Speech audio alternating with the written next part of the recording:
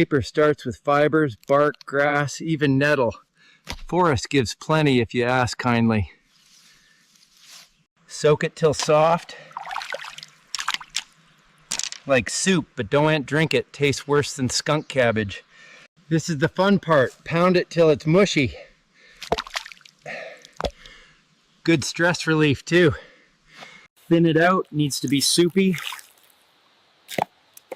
Too thick, and you'll get wood planks instead of paper. This is the mold, your paper shaper. Fancy folks use screens. I use sticks. Let the water drain, fibers hug together. That's your forest page being born.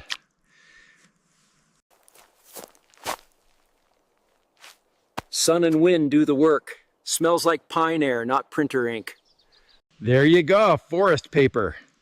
Perfect for letters, drawings, or bad poetry about owls.